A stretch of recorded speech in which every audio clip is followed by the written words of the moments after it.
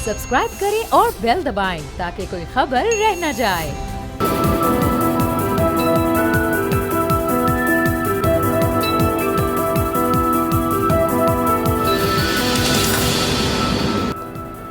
Break के बाद खुश आमदेद। ब्रेक से पहले शैला रज़ा साहिबा पाकिस्तान तहरीक इंसाफ का जो सोशल मीडिया सेल है या जो इनके ट्रॉलिंग होती है सोशल मीडिया की तरफ पर पीटीआई की तरफ से, उसका शिकवा कर रही थी। और हसन कावर साहब, इसमें कोई शक नहीं कि पॉलिटिक्स जो कि आज से 10-12 साल पहले जलसों की हद तक या रैलियों की हद तक या people to people physical contact के ज़रिए से की जाती थी, उसको आपने डिजिटलाइज़ किया और आप सोशल मीडिया प्लेटफॉर्म्स के ज़रिए से पॉलिटिक्स को स्ट्रेंथन या मुतारिफ़ करने वाली एक पहली बड़ी जमात हैं, जो कि खूबी भी है लेकिन उसका एक मनफी पहलू वो भी है जिसका जिक्र शैला साहिबा ने किया। और फिर बदकिस्मती ये कि आपका तोड़ निकालने के लिए मुस्लिम लीग नून ने मरियम नवाज शरीफ साहिबा जब से वो आई तो एक सोशल मीडिया विंग उन्होंने बनाया और उनके भी रज़ाकार हैं जिनको वो ओन करते हैं कि हाँ हमारी ये रज़ाकार हैं, और वो रज़ाकार बहुत सारी मुग़ल्लिज़ात वो भी बक रहे हैं।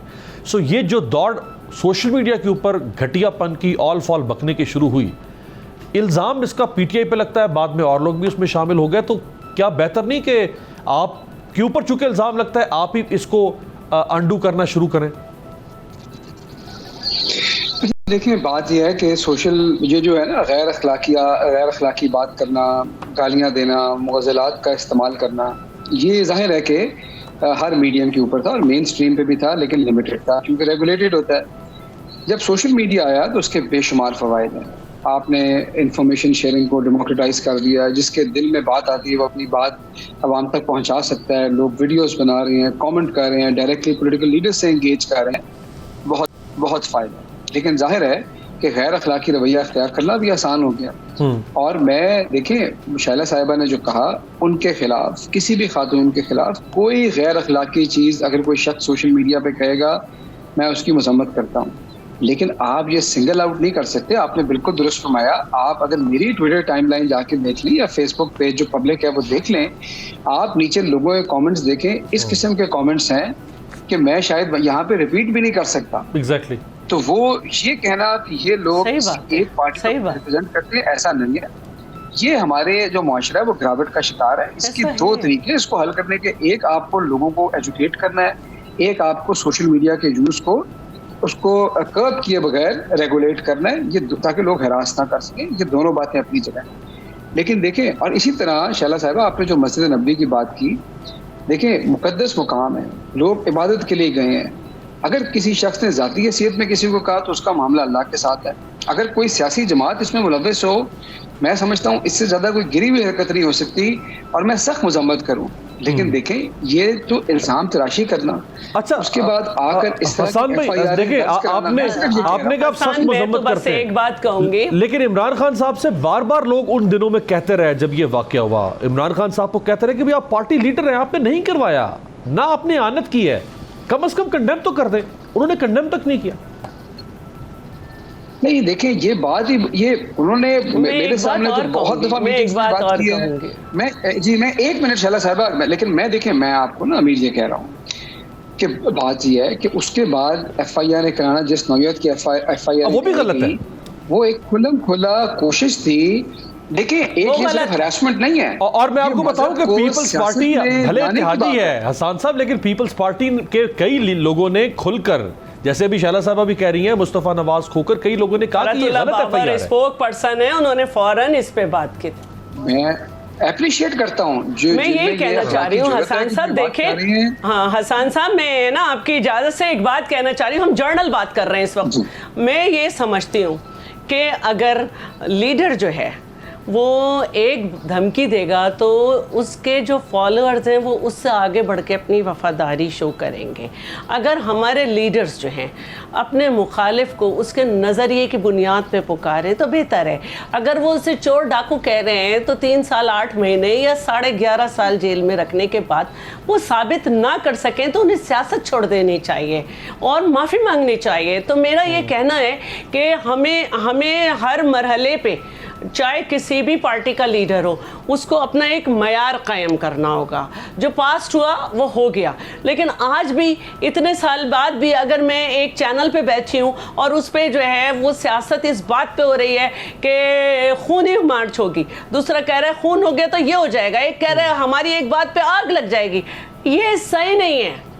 دیکھیں یہ صحیح نہیں ہے, یہ ہیٹ سپیچ یا جس نیش پر لے کے چلیں گے وہ صحیح نہیں ہے. اچھا میں یہاں پہ ایک کامنٹ اس پہ بھی آپ رسپونڈ کرتے ہیں حسان, لیکن بلاول صاحب نے کچھ فرمایا ہے, میں چاہوں گا انہوں نے یہ کرپشن جو عمران خان صاحب کا نیریٹو ہے اس پہ انہوں نے کیا کہا وہ بھی ذرا سن لیں تاکہ اس پہ بھی کامنٹ آ جائے. رائٹ, اب دیکھیں حسان صاحب ایکسکیوز آپ کچھ بھی دے دیں کہ سزا کیوں نہیں ہوئی, لیکن جو بات بلاول کر رہے ہیں وہ ہے تو فیکٹ نا, کسی ایک کو بھی سزا نہیں ہو سکی. دیکھیں میں اچھا میں بلاول صاحب کی سٹیٹمنٹ پہ آتا ہوں. میں آپ سے پہلے ایک بات جو میں پہلے کرنا چاہ رہا تھا کہ دیکھیں اس وقت پہلے مسجد نبوی کے کیس میں اور اب آج جو ہوا ہے یہ ایک ڈیلیبریٹ اٹیمپٹ ہے مذہب کو سیاست میں لانے کی اور اس کی بنیاد پر لوگوں کو مشتعل کرنے کی. میں آپ کو بتاؤں کہ حکومت جو ہے نا اس وقت مجھے لگتا ہے کہ وہ بالکل نروس ہو چکی ہے اور حماقتوں پہ حماقتیں کر رہی ہیں. ایک طرف جلسے کو روک کے لوگوں کو اریسٹ کر کے ریلیز کر کے لوگوں کا جوش و خروش بڑھانے والی بات ہے. وہ شخص گجرانوالہ ڈویژن کے کارکنان بھی تمام سیالکوٹ پہنچ گئے ہیں, جو دور دور سے آ رہے ہیں وہ بھی پہنچ گئے کہ کیا ہو رہا ہے. دوسری بات مذہب کے حوالے سے ہی کرنا. تیسری بات جو میں نے آپ کو پھر میں وضاحت کروں کہ بیوروکریسی کا کام یہ ہے کہ جو بھی آپ نے انہیں کہا اخلاقی غیر اخلاقی قانونی غیر قانونی, جب آپ پبلکلی اس کو ایک بندے کی تعریف ایک پولیٹیکل لیڈر کرے گا کہ شاباش, تو اس کا مطلب یہ ہے کہ آپ نے اسے پولیٹیسائز کیا اور آپ نے انڈورس کیا کہ یہ ہمارے ایجنڈے پہ چل رہا ہے, چاہے وہ چل رہا ہے یا نہیں چل رہا. اس سے جا کے پوچھیں تو وہ شاید سر پکڑ کے بیٹھا ہو کہ مجھے کیوں آپ لوگوں نے اس پبلک ڈیبیٹ میں گھسیٹ دیا. یہ بڑے ڈینجرس ٹرینڈ ہے اور یہ نروس ہونے کی وجہ سے یہ حماقتوں پہ حماقتیں کر رہی ہیں.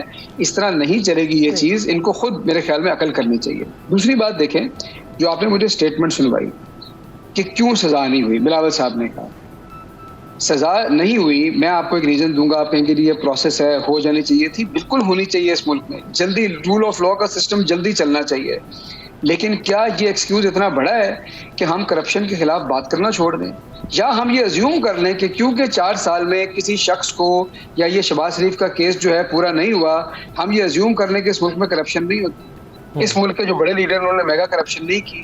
اگر یہ بات آپ سمجھتے ہیں اور پورا پاکستان سمجھتا ہے تو چھوڑ دیتے ہیں, لیکن ہمیں سب کو پتہ ہے کہ حقیقت کیا ہے اور ہم جانتے ہیں دلوں میں کہ ہمارا سسٹم ویک ہے اور ہم ان کو سزا نہیں دلوا پاتے. کہتے ہیں کہ آپ پاور میں آگے تھے نا, پہلے تو آپ اپوزیشن میں تھے, آپ سے کوئی شکوہ نہیں, آپ چور چور کہتے رہتے ہیں, پھر آپ پاور میں آگے, پھر آپ نہیں شکوہ جواز دے سکتے. میں آپ کو بتاتا ہوں, میں آپ کو دیکھیں بتاتا ہوں, وائٹ کالر کرائم جو ہوتا ہے نا یہ سوفسٹیکیٹڈ طریقے ہوتے ہیں, آپ بھی جانتی ہیں.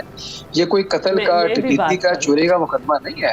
اس کے پیچھے بڑی سینسٹیو کمپلیکیٹڈ انویسٹیگیشنز ہوتی ہیں, اس کی چلانے یہ جو بے نامی کے اکاؤنٹس ہوتی ہیں اس کا لنک اسٹیبلش کرنا یہ ایک بڑا ٹربلسم اور مشکل کام ہے اور پھر کورٹس میں لانا مشکل ہے. لیکن میں آپ کو ایک بات بتاؤں کہ کچھ جو ہے نا پرائما فشائے آپ کی نیت ظاہر کر دیتی ہیں.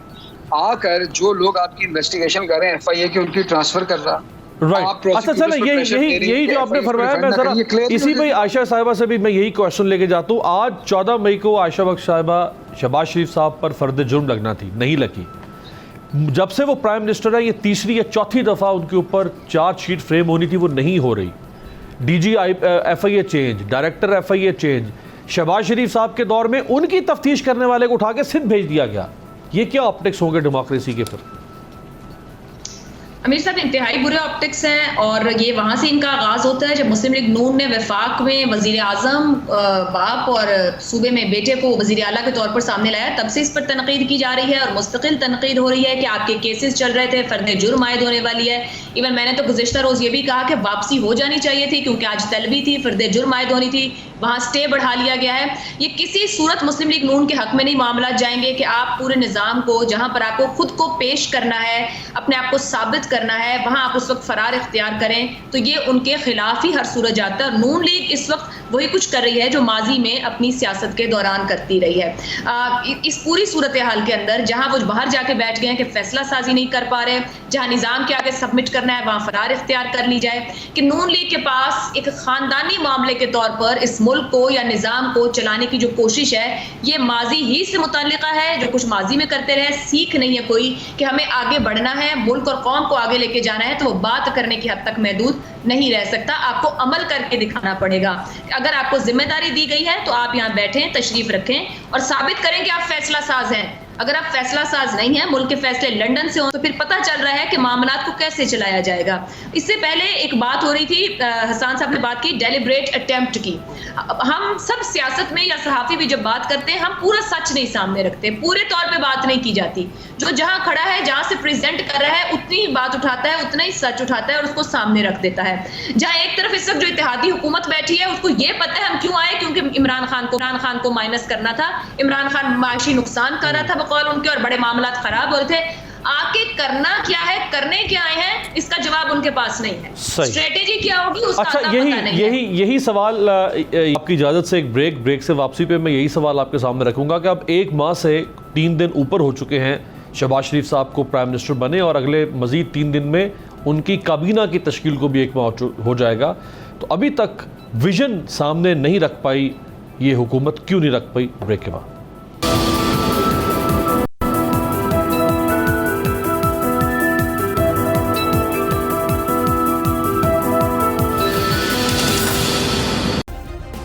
سبسکرائب کریں اور بیل دبائیں تاکہ کوئی خبر رہ نہ جائے.